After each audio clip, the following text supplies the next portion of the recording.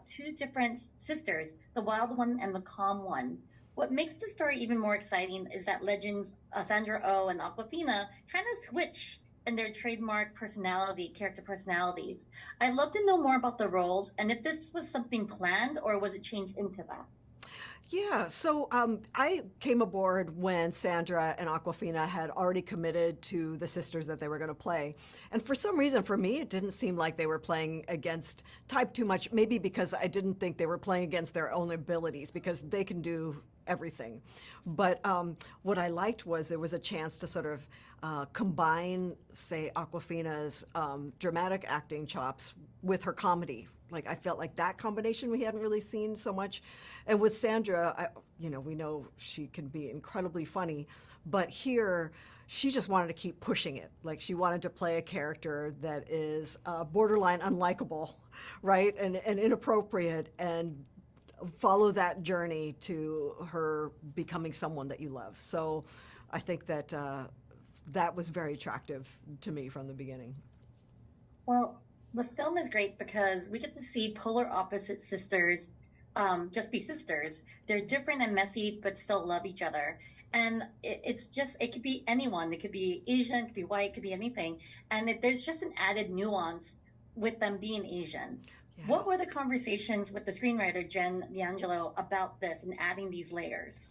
Sure. So a year before we started shooting, we actually had this time in, I was working in London, Sandra was working in London, Aquafina said, hell yeah, I'm coming to London, Jen came to London, and so we all worked on the script together for, a series of days, and it was just great because we talked about all these, trying to think of what was the specific experience of these sisters, not just like Asian American family. It's mom was Chinese American first generation, dad was second generation Korean American and more successful side of the family, and how did that make, where did they fit in the constellation even in their own family?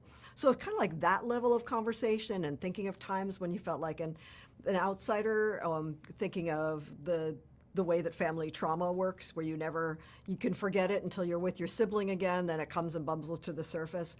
So it was those kind of conversations, knowing that it's not important that everything is shown in the film, but we all understand that that's where it's coming from, if that makes sense, Well, yeah. no, it definitely does. And then back in 2007, 16 years ago, you directed Ping Pong Player, which I love, and it showcased an Asian American family, which is so refreshing. Because back then, compared to now, we rarely got any of those kinds of stories, Yeah. except scattered here and there, until the recent boom, where we're starting to see more of our stories be told. Now we have Quiz Lady. How have the meetings and the industry changed from your perspective towards the perception and marketability of these stories? I'm talking in terms of pitching and how it is for you working then until now. Yeah, one of the big differences I see is that a few years ago, there were not very many Asian American related projects out there, and I would kind of see them all, and they were kind of sparse, and I would know, oh, they're sending them to me because, like, oh yeah, here's the the short list of Asian American directors. Now there's a lot that's out there, and you could see the variety in the types of stories that are coming out, where a character being Asian American, that's not the whole sum of their character, right? So that you have a character whose job on screen is not to explain the Asian American experience to the audience. Like they can be a jerk, they can do something completely different. And so in Quiz Lady, we had some fun with subverting that idea of having to explain your experience with the way that Sandra Oh's character says, do you know how hard it is to be an Asian woman in this country? And we felt like if anyone could poke fun at that, we could. So we went there. Well, and then one more thing, because before I have to go, is that I love the cast. Like you have Sandra Oh, you have Awkwafina, and we have Will Ferrell. And there's one actor that I'm obsessed with you having, and I would love to know about your experience of working with him, John Park, aka Dumbfounded, Yeah. who I adore. So please tell me what was the idea of having him as this character, and just tell me like how this like came to be, because like you see, it's great to see him kind of shine.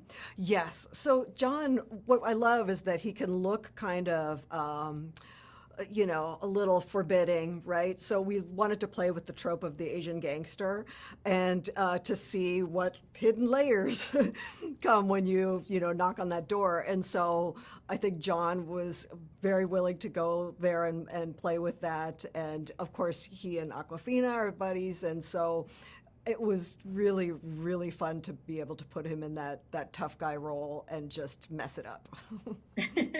Perfect. Thank you so much. I really had a great time talking to you and learning more about the Quiz Lady. Yeah, I watched it and I loved it. So thank you so much. Thank you. Appreciate that. Lectures, fanboys, professional artists, and professors. Maybe a nerd who's just like you, talking about the things that you like too. So I invite you to the NOC. In full color, you see me. The hard knock life, comics, movies, and TV. Yeah, pop culture with a different perspective. Watch it on your screen, hit play, so check this.